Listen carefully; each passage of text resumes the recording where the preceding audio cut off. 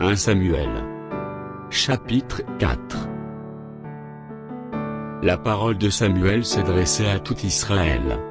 Israël sortit à la rencontre des Philistins, pour combattre.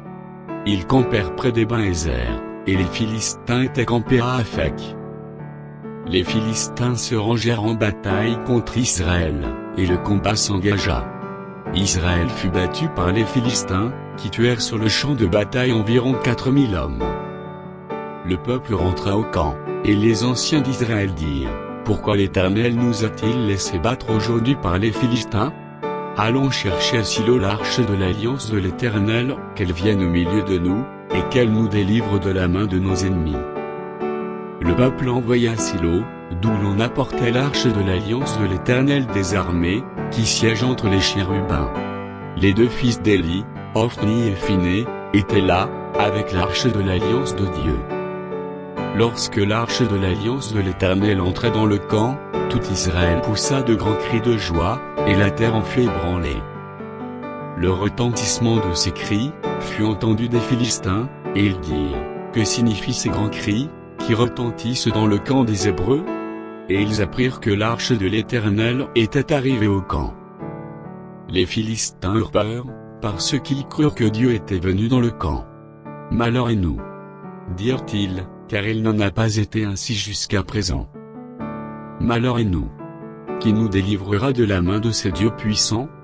Ce sont ces dieux qui ont frappé les Égyptiens de toutes sortes de plaies dans le désert. Fortifiez-vous et soyez des hommes, Philistins, de peur que vous ne soyez asservis aux Hébreux, comme ils vous ont été asservis, soyez des hommes et combattez. » Les Philistins livrèrent bataille, et Israël fut battu. Chacun s'enfuit dans sa tente.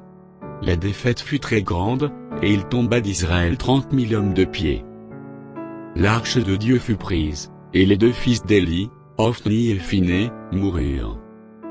Un homme de Benjamin accourut du champ de bataille, et vint à Silo le même jour, les vêtements déchirés, et la tête couverte de terre. Lorsqu'il arriva, Élie était dans la tente, assis sur un siège près du chemin, car son cœur était inquiet pour l'arche de Dieu. À son entrée dans la ville, cet homme donnait la nouvelle, et toute la ville poussa des cris. Élie, entendant ces cris, dit, « Que signifie ce tumulte ?» Et aussitôt l'homme vint apporter la nouvelle à Élie. Or Élie était âgé de 98 ans, il avait les yeux fixes et ne pouvait plus voir. L'homme dit à Élie, « J'arrive du champ de bataille, et c'est du champ de bataille que je me suis enfui aujourd'hui. » Élie dit, « Que s'est-il passé, mon fils ?»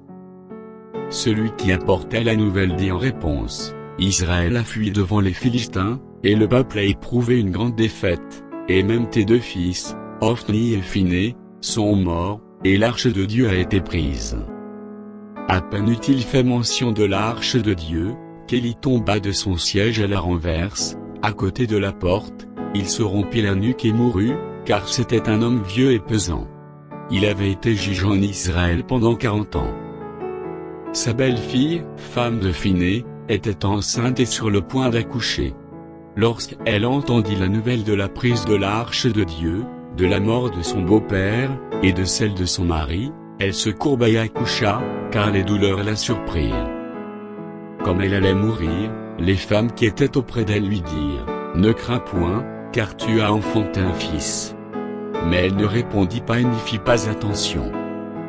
Elle appela l'enfant Ichabod, en disant, « La gloire est bannie d'Israël. » C'était à cause de la prise de l'arche de Dieu, et à cause de son beau-père et de son mari.